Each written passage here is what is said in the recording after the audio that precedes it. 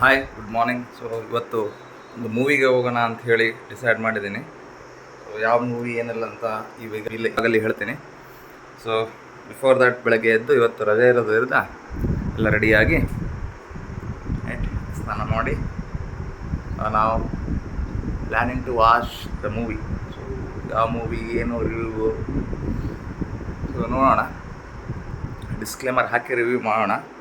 So obviously the movie is Kannada movie.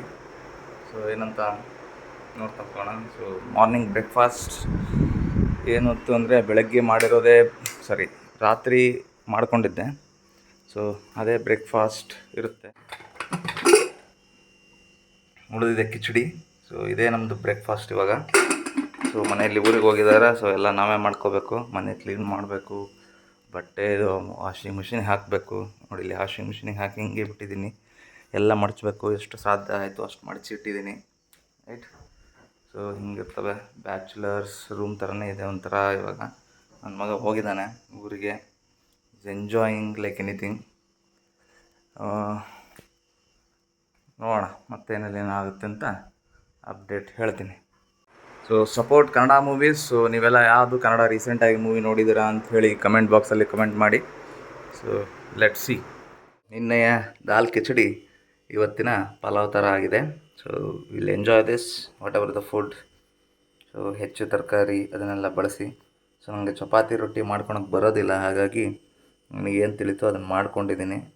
Almost vegetables ಮತ್ತು ಸೊಪ್ಪು ತರಕಾರಿ ಮೇಲೆ ಇರ್ತೀವಿ, ಬಟ್ ಇವಾಗ ಯಾಕೋ ರೈಸ್ ತಿನ್ನಂಗೆ ಅನ್ನಿಸ್ದಾಗ ಈ ಥರ ಮಾಡ್ಕೊಂಡಿದ್ದೀನಿ.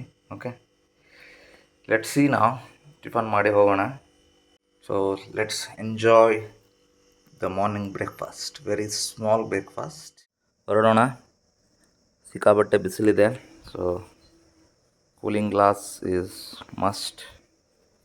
ಅದಕ್ಕೋಸ್ಕರ ಮಾರ್ನಿಂಗ್ ಹೋಗ್ತಿದ್ದೀನಿ. ಮಧ್ಯಾಹ್ನ ಹೋದರೆ ಸಿಕ್ಕಾಬಟ್ಟೆ ಬಿಸಿಲಿರುತ್ತೆ ಅಂಥೇಳಿ. ನೀವು ಹೇಳ್ಬೋದು ಥಿಯೇಟ್ರಲ್ಲಿ ಎ ಸಿ ಇರುತ್ತೆ ಅಂಥೇಳಿ, ಬಟ್ ಮನೆಯಿಂದ ಥಿಯೇಟ್ರಿಗೆ ಹೋಗೋದಿದೆಯಲ್ಲ, ಅದು ಎಕ್ಸ್ಪೆಷಲಿ ಬಳ್ಳಾರಿ ಅಂತ ರೀಜನಲ್ಲಿ, ಅಲ್ಲಿ ಒಂದು ಸರಿ ದೇವರು ಬಂದು ಭೇಟಿಯಾಗಿ ಹೋಗ್ತಾನೆ. Let us see.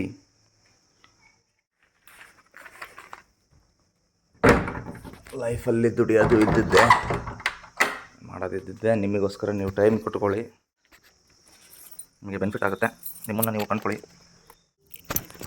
ಬಿಸಿಲು ನೋಡಿ ಹೊರಗಡೆ ಸಿಕ್ಕಾಬಟ್ಟೆ. ನಿಮಗೆ ಗ್ಲಾಸಲ್ಲಿ ತೋರಿಸ್ತೀನಿ, ನಿಮಗಷ್ಟು ಡಿಫ್ರೆನ್ಸ್ ಇಲ್ಲ ನೋಡಿ. So this is the advantage. So heat waves ಎಲ್ಲ ಬರ್ತಾ ಇದ್ದಾವೆ. So protect your eyes. Okay,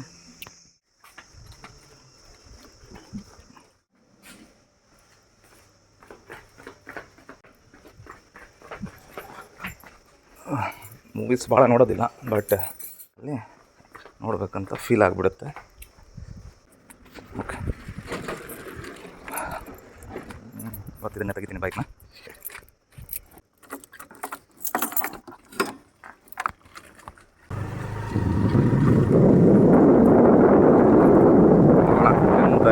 ಆಗಿದೆ. ಸೊ 11 o'clock ಅದು ಶೋ. ಸೊ ಆಗುತ್ತೆ, 20 ನಿಮಿಷ ಬೇಕು ಇಲ್ಲಿಂದ ಹೋಗೋಕ್ಕೆ. ಸೊ ಆ ಟೈಮೆಲ್ಲ ಗೆಸ್ ಮಾಡಿಕೊಂಡ್ರೆ ಆರಾಮ್ಸೆ ಹೋಗ್ಬೋದು. ಥಿಯೇಟ್ರಲ್ಲಿ ಹೋದ್ಮೇಲೆ ಸಿಗ್ತೀನಿ. ಹಾಯ್, ಥಿಯೇಟ್ರಿಗೆ ಬಂದೆ. ಸೊ ನೋಡ್ಬೋದು ಬೈಕೆಲ್ಲ ಫುಲ್ ಪಾರ್ಕ್ ಆಗೋಗಿತ್ತು. ಸೊ ನಾನು ಲಾಸ್ಟ್ 5 minutes ಇದ್ದಾಗ ಬಂದಿದ್ದು. ಸೊ ಹಾಗೆ ಮೇಲೆ ಹತ್ಕೊತ ಹೋದೆ, ನೋಡೋಣ ಸೀಟ್ ಎಲ್ಲಿದೆ, ಸಿಗುತ್ತಾ ಇಲ್ವೋ, ಫುಲ್ ರಶ್ ಇದೆನಾ ಅಂತ ಹೇಳಿ. ಆಲ್ರೆಡಿ ಎಲ್ಲ ಸೆಟ್ಲ್ ಆಗಿಬಿಟ್ಟಿದ್ರು. ಸೊ ಫುಲ್ಲು ರಶ್ ಇರೋದಕ್ಕೆ ನಿಧಾನಕ್ಕೆ ಹೋಗಿ ಸೊ ಅಣ್ಣಗೆ ಟಿಕೆಟ್ ತೋರಿಸಿ ಒಳಗೆ ಹೋಗ್ತೀನಿ. ಆಲ್ರೆಡಿ ಎಲ್ಲ ಸೆಟ್ಲ್ ಆಗಿಬಿಟ್ಟಿದ್ದಾರೆ, ಬಟ್ ಏನು ಇನ್ನೂ ಡಿಸ್ಪ್ಲೇ ಆಗಿದ್ದಿಲ್ಲ. ಸೊ ಸ್ವಲ್ಪ ನೋಡಿದೆ ಕನ್ನಡ ಫಿಲ್ಮು ಬಳ್ಳಾರಿಯಲ್ಲಿ ಈ ಥರ ಫುಲ್ ನೋಡೋದೇ ನನಗೆ ಭಾಳ ಖುಷಿ. ಮೀನ್ಸ್ ಎಲ್ಲ ಜನ ನೋಡೋದು. ಸೊ ಫಸ್ಟ್ 1-2-3 ಅಡ್ವರ್ಟೈಸ್ಮೆಂಟ್ ಬಂತು. ಅಷ್ಟೆಲ್ಲ ಆದಮೇಲೆ ಮೂವಿ ಸ್ಟಾರ್ಟ್ ಆಯಿತು.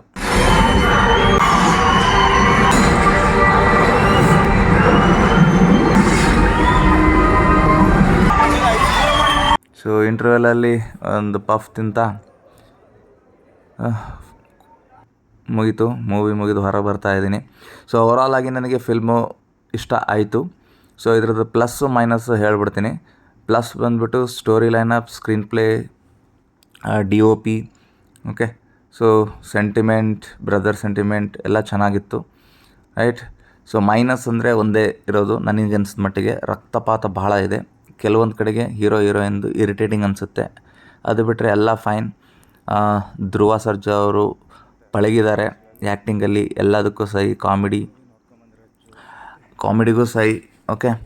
ಸೊ ಆ್ಯಕ್ಷನ್ನಿಗೂ ಸೈ ಅಂತ ಮತ್ತೆ ಒಂದು ಸರಿ ತೋರಿಸಿದ್ದಾರೆ. ಸೊ ಭಾಳ ಚೆನ್ನಾಗಿದೆ ಇದು. ಪ್ರೇಮ್ ಅವರೇ ಹೇಳಿರೋ ಹಾಗೆ ಟ್ರೇಲರ್ ಅಂದರೆ ಪಾತ್ರಗಳ ಪರಿಚಯ ಮಾತ್ರ ಆಗಿರುತ್ತೆ. ಸೊ ಇದು ಪಾರ್ಟ್ 1 ಆಗಿರುತ್ತೆ. ಭಾಳ ಅದ್ಭುತವಾಗಿ ಕಥೆಯನ್ನು ಹೇಳಿದ್ದಾರೆ. ಸ್ಕ್ರೀನ್ ಪ್ಲೇ ಕೂಡ ಅಷ್ಟೇ ಚೆನ್ನಾಗಿದೆ. ರಮೇಶ್ ಅವರು ಸರ್ಪ್ರೈಸ್ ಮಾಡ್ತಾರೆ ನಿಮ್ಮನ್ನು. ರವಿಚಂದ್ರನ್ ಅವ್ರ ಪಾರ್ಟು ಓಕೆ, ಸತ್ಯವತಿ ಪಾರ್ಟ್ನು ಓಕೆ, ಶಿಲ್ಪಾ ಶೆಟ್ಟಿ ಅವ್ರದ್ದು, ಸಂಜಯ್ ದತ್ ಕೂಡ ಓಕೆ, ಎಲ್ಲನೂ ಚೆನ್ನಾಗಿ ಮೂಡಿ ಬಂದಿದೆ. ಆಯಿತು. ಸೊ ಪಾರ್ಟ್ 2 ಅಲ್ಲಿ ಇನ್ನು ಯಾವ ಥರ ಮಾಡ್ತಾರೆ ಅನ್ನೋದನ್ನು ನೋಡಬೇಕು. ಸೇಮ್ ಬಿಸಿಲಲ್ಲಿ ಓಕೆ. ಸೊ ಇಲ್ಲಿ ಹೀರೋ ಮೂವಿ ಯಾರು ತನ್ನ ಪೂಜೆ ಮಾಡ್ತಾ ಇದ್ನ, ಅವನ ಪೂಜೆ ಮಾಡ್ತಾ ಇದ್ನಲ್ಲ, ಅವನ್ನ ಹೀರೋ ಅಂದ್ಕೊಂಡಿರ್ತಾನೆ, ಕೊನೆಗೆ ಅವನೇ ವಿಲನ್ ಆಗ್ತಾನೆ. ಸೊ ಯಾರು ತನ್ನ ಸ್ವಂತ ಬ್ರದರ್ ಅಂತ ಅಂದ್ಕೊಂಡಿರ್ತಾನೆ, ಅವನು ಕೂಡ ವಿಲನ್ ಆಗೋ ಚಾನ್ಸಸ್ ಇದೆ. ನಮ್ಗೆ ಗೊತ್ತಿಲ್ಲ ಇನ್ನು, ಅದಕ್ಕೆ ಅವರು ನಮಗೆ ಕಥೆಯನ್ನು ನೀವೇ ಹೇಳ್ಕೊಂಡ್ರಿ ಅಂತ ಹೇಳಿ ಬಿಟ್ಟಿದ್ದಾರೆ. ಪ್ರತಿಯೊಂದು ಪಾತ್ರನೂ ಚೆನ್ನಾಗಿದೆ. ಒಟ್ಟಿನಲ್ಲಿ ಧ್ರುವ ಸರ್ಜಾ ಮತ್ತು ಪ್ರೇಮ್ಗೆ ಒಂದು ಒಳ್ಳೆ ಮೈಲೇಜ್ ಸಿಗ್ತಕ್ಕಂಥ ಒಂದು ಮೂವಿ ಇದು, ಓಕೆ. ಯಾರು ಏನೇ ಹೇಳಲಿ ಪ್ರೇಮ್ ಅವರು ಕಮ್ಬ್ಯಾಕ್ ಮಾಡಿದ್ದಾರೆ. ಸೊ ಯಾರು ಏನೇ ಹೇಳಲಿ ಪ್ರೇಮ್ ಅವರು ಕಮ್ಬ್ಯಾಕ್ ಮಾಡಿದ್ದಾರೆ. ಸೊ 1-2 ಸೋಲುಗಳನ್ನು ಆದ ನಂತರ ಧ್ರುವ ಸರ್ಜಾ ಅವರಿಗೆ ಒಂದು ಒಳ್ಳೆಯ ಕಮ್ಬ್ಯಾಕ್ ಕೂಡ ಇದಾಗುತ್ತೆ. ರವಿಶಂಕರ್ ಅವರ ಪಾತ್ರ ಕೂಡ ಚೆನ್ನಾಗಿ ಮೂಡಿ ಬಂದಿದೆ. ಸೊ ಇನ್ನು ಯಾರ್ಯಾರು ಅಭಿನಯ ಮಾಡಿದಾರೋ ಕಾಮಿಡಿಯಲ್ಲಿ, ಸೂರಜ್ ಅವರು ಕೂಡ ಬಹಳ ಚೆನ್ನಾಗಿ ಮಾಡಿದ್ದಾರೆ. ಅರ್ಜುನ್ ಜನ ಅವ್ರನ್ನ ಮರೆಯಂಗೆ ಇಲ್ಲ. ಸಾಂಗ್ಸ್ ನಿಮಗೆ ಒಳ್ಳೆ ಫೀಲ್ ಕೊಡುತ್ತೆ. ಆಮೇಲೆ ಡ್ಯಾನ್ಸಲ್ಲಿ ಕೂಡ ಚೆನ್ನಾಗಿ ಪಳಗಿದ್ದಾರೆ.